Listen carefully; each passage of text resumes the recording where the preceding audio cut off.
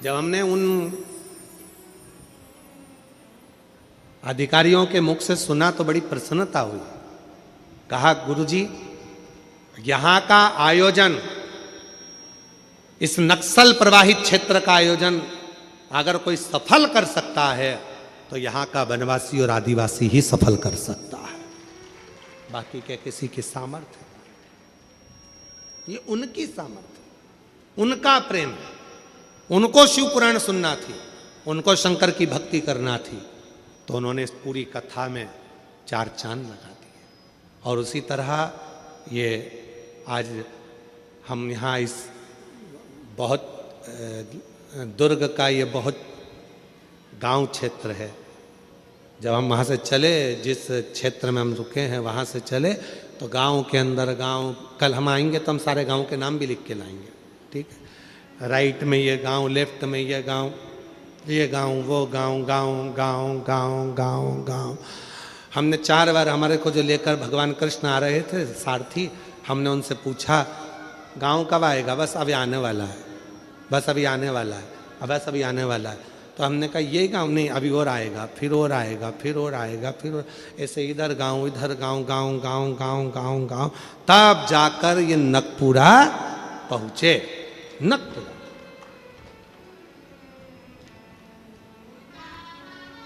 और आप सबको जब यहां देखा इतनी भारी संख्या में, तो देखकर प्रसन्नता हुई कि जैसे शक्कर के डब्बे को चींटी ढूंढ लेती है,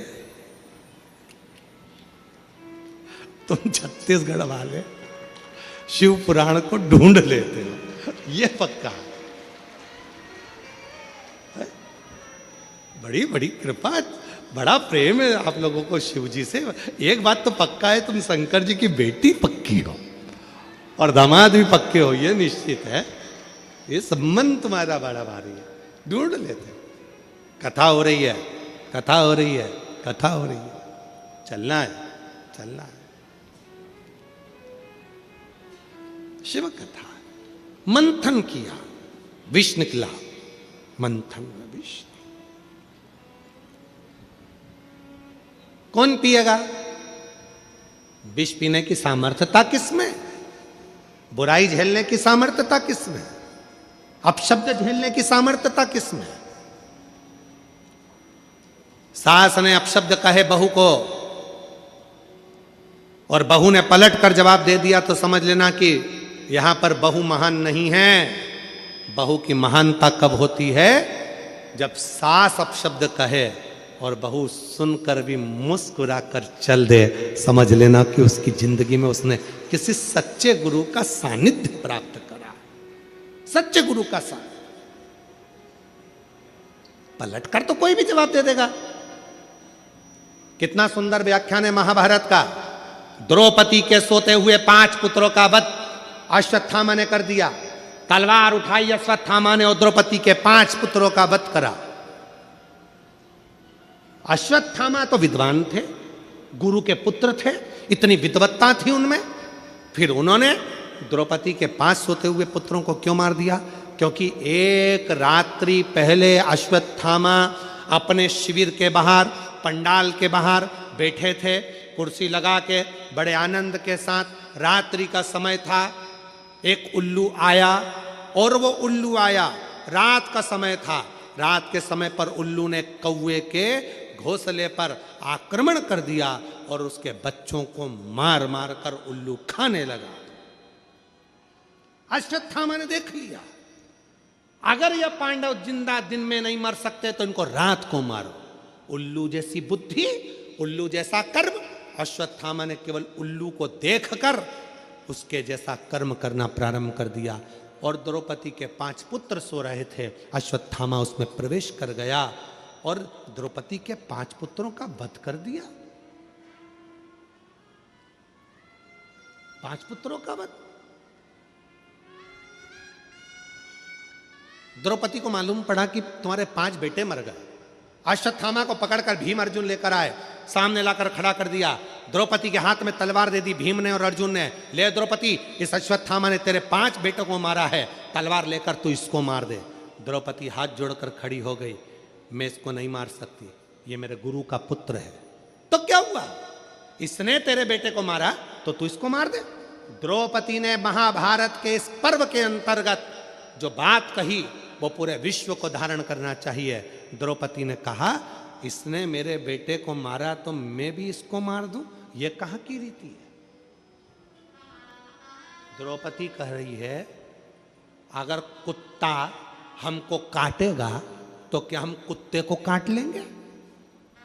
बोलो तो रही मेरी छत्तीसगढ़ की जीजियों, होता है ऐसा? जम के बोलो, जम के रहा। अड़ोसान होता है ऐसा? नहीं। अड़ोसान होता है? पीछे वाले धड़ोसी नहीं। द्रौपदी ने कहा कुत्ता हमें काटता है तो हम कुत्ते को नहीं काटते। अश्वत्थामा ने मेरे पुत्र को मार दिया तो मैं अश्वत्थामा का शीश काट दूं, ये कहां की रीति है? मैं नहीं मार सकती, मैं शीश नहीं काट सकती, नहीं काटूंगी। कुत्ता हमें काटे और हम कुत्ते को काटें, यह हमारे यहाँ की रीति नहीं है। पर आज के समय में यही हो रहा है।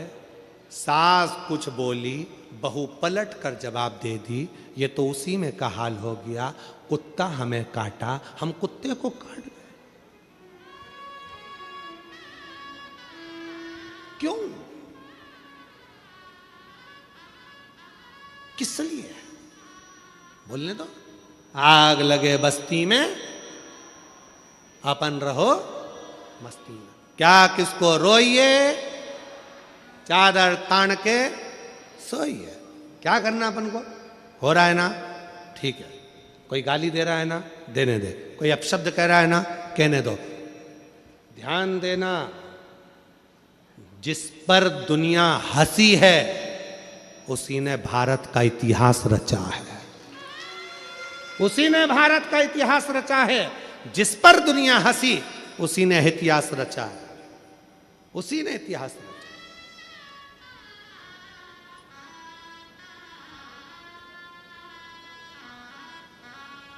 कितना कहते हैं माननीय प्रधानमंत्री जी को,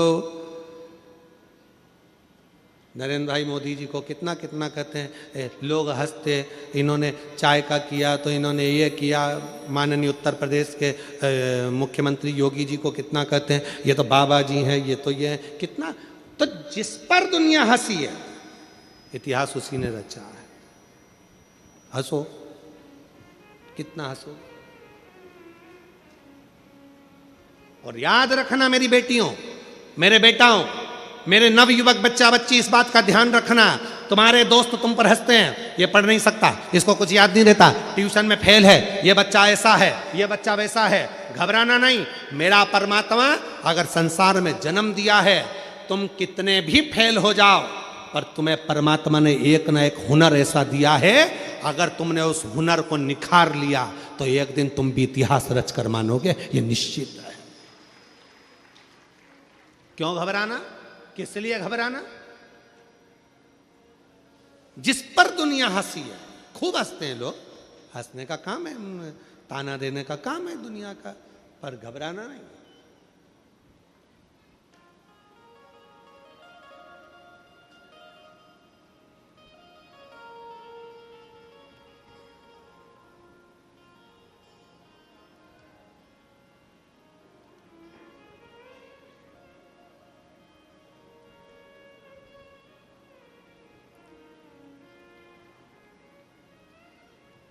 जब हमारे सुपुत्र चिरंजीवी पंडित राघव जी मिश्रा जी ने कथा प्रारंभ करी, तब उन्होंने एक बात कही, पिताजी लोग हंसेंगे, कुछ भी बोलेंगे।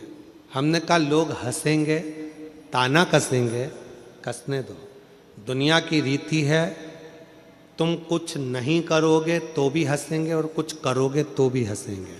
इसलिए अपने कर्म को करते हुए आगे बढ़ो, मेहनत करो, परिश्रम करो, संघर्ष करो, और अपने अंदर जो भोलेनाथ की दिव्य ज्योति अपने अंदर विराजमान है, उस ज्योति का दर्शन संपूर्ण जगत को करो। संपूर्ण जगत,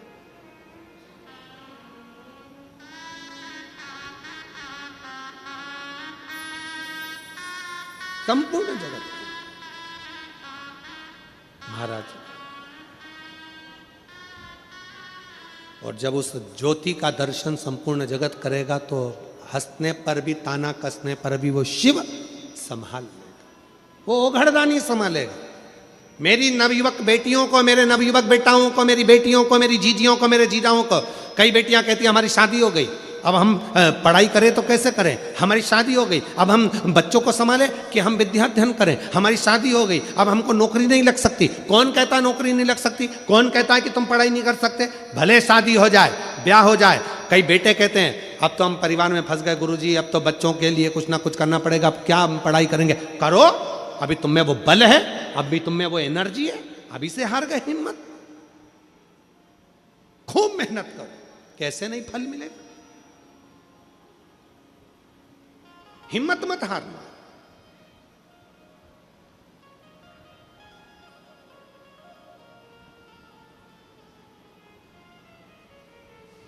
और तेरी कृपा का क्या है भरोसा, कब किस पर जरा सी हम पर। वो कृपा करेगा, जरूर करेगा। आप अपना ध्यान केंद्रित रखना, भटकना नहीं, अपने मन को पूरा पक्का रखना, शिव संभाल लेगा, शिव संभाल, शंकर संभाल। क्यों भटके? देव अधिदेव महादेव ने सामने से विष आया, विष कौन पिएगा? शंकर कहते हैं पार्वती इस विष को मैं पीऊंगा। मैं?